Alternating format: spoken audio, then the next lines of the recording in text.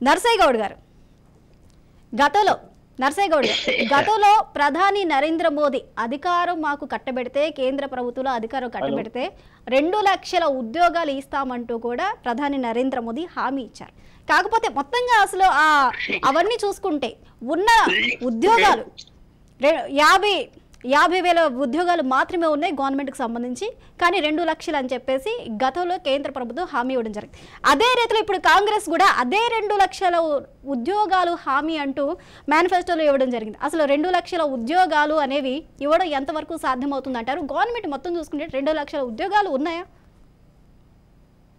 Madam voice clear ఉందా? Okay అండి, clear ఉంది, చెప్పండి. ముందుగా మీకు ప్యానెల్లో ఉన్న పెద్దలకు వ్యూవర్స్ నమస్కారం. ఏడాదికి అది కూడా ఇప్పటిదాకా పుల్లారావు గారు చెప్పినటువంటి విషయాలు నేను విన్నాను. అయితే నేనేమంటున్నా, ఇక్కడ బడ్జెట్ ఇప్పుడు ప్రకటించినటువంటి ఉచిత హామీలకు టీఆర్ఎస్ అయినా లేకపోతే కాంగ్రెస్ అయినా బీజేపీ అయినా ప్రకటించినటువంటి హామీలకు సరిపోతుందా అనేదే అసలు ప్రశ్న. అయితే ఏమంటున్నా, ఇప్పుడు 2014 లో ఉన్నటువంటి బడ్జెట్ వేరు, 2023లో 2,90,000 పైచిలకు లక్షల కోట్ల రూపాయలు ఉన్నాయి. 2,90,000 కోట్ల రూపాయలు వచ్చింది.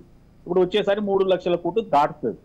అంటే కాబట్టి దీన్ని దృష్టిలో పెట్టుకుని ఎక్స్పర్ట్స్ ను తీసుకుని ఎంతవరకు సాధ్యమవుతుంది అనేది ఆలోచించిన తర్వాత, ఫీజిబిలిటీ ఉంది అన్న తర్వాత మాత్రమే ఈ 6 గ్యారెంటీలు కానీ లేకపోతే ఈ ఉద్యోగాల కల్పన కానీ ఇవన్నీ కూడా ప్రకటించడం జరిగింది. ఏదో గుడ్డిగా వాళ్ళు ఇదన్నారు కాబట్టి మేము అంతకంటే ఎక్కువ అంటామన్న ఆలోచనలో కాంగ్రెస్ పార్టీ ప్రకటించలేదు. ఎందుకంటే 138 సంవత్సరాల పార్టీ, దాంట్లో ఒక స్ట్రక్చర్ ఉంటుంది, మేధావులు ఉంటారు. వాళ్ళందరూ ఆలోచించిన తర్వాత దీన్ని చేయగలుగుతాము, ఎలా చేయగలుగుతాం అనే ఒక స్ట్రాటజీ మీద డిసైడ్ అయ్యి ప్రకటించినటువంటి కాంగ్రెస్ పార్టీ. కాబట్టి ఖచ్చితంగా 100కు 100% ఏదైతే హామీలు ఇవ్వడం జరిగిందో ప్రజలకు, అవి ఖచ్చితంగా ఫస్ట్ క్యాబినెట్ లోనే 6 హామీల మీద సంతకం పెడతారు. క్యాబినెట్ మీటింగ్ జరుగుతుంది. ఇవాళ కూడా రాహుల్ గాంధీ గారు ప్రకటించడం జరిగింది. నర్సయ్య గౌడ్ గారు, ఇక్కడ ఒక చిన్న అంశాన్ని కూడా మనం గమనించాలి. ఏంటి అంటే, ఇప్పుడు కర్ణాటక ఎలక్షన్స్ లో కొన్ని హామీలని ప్రకటించడం జరిగింది కాంగ్రెస్. కాకపోతే ఎప్పుడైతే కర్ణాటకలో అధికారంలోకి వచ్చిన 5 నెలల్లో ఇచ్చిన హామీలకి తిలోదకాలు పలికారు. కనీసం కరెంటు, నీళ్లు ఇవ్వలేని దుస్థితిలో కర్ణాటక ప్రభుత్వం ఉంది. అలాంటప్పుడు ఈ హామీలని తెలంగాణలో ప్రజలు ఎందుకు నమ్మాలి? స్వప్న గారు, ఇదంతా కట్టుకథ. ఎందుకంటే అక్కడి వాళ్ళను కర్ణాటక బార్డర్ లో ఉన్న వాళ్ళను తీసుకొచ్చి ఇక్కడ బీఆర్ఎస్ కు అనుకూలంగా వీళ్ళన్ని ప్రయత్నాలు చేస్తున్నారు. వాళ్ళంతా చేస్తా ఉన్నారు. అక్కడికి పోయి వాస్తవమైన గ్రౌండ్ లెవెల్లో చూస్తే అంతా కరెక్టే ఉంది. వీళ్ళు ఏంటంటే కాంగ్రెస్ పార్టీని బదనాం చేద్దామన్న ఆలోచనతోటి కరెంట్ ఇస్తలేదు, అవి హామీలు చేస్తలేదు అని వాళ్ళు చెప్తా ఉన్నారు.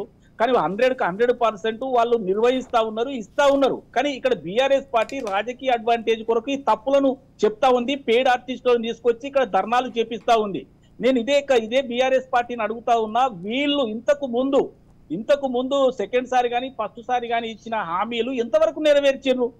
దళిత బంధు అన్నారు. నేను ఒక డేట్ కూడా మీకు గుర్తు చేస్తా ఉన్నా. ఆగస్టు 19, 2014 రోజున ఒకే రోజు కుటుంబ సమగ్ర సర్వే నిర్వహించినప్పుడు నాకు తెలిసినటువంటి విషయం ఏంటంటే, 1,70,000 కుటుంబాలు దళిత కుటుంబాలు ఉన్నాయన్నప్పుడు వారికి మీద అప్పుడు దళిత బంధు ఎందుకు పెట్టలేదు? 2వ టర్మ్ లో ఎందుకు పెట్టిరు? పెట్టిన తర్వాత ఎందరికి ఇచ్చిండ్రు? మొత్తము డొల్ల కదా. కాబట్టి ఇలాంటి హామీ వీళ్ళు కాంగ్రెస్ పార్టీ గురించి చెప్పడం అంటే హాస్యాస్పదం కదా. మేము కర్ణాటకలో చేస్తా ఉన్నాం, ఇవే 6 గ్యారెంటీలు ఇప్పుడు తెలంగాణలో కూడా ఖచ్చితంగా చేస్తాం.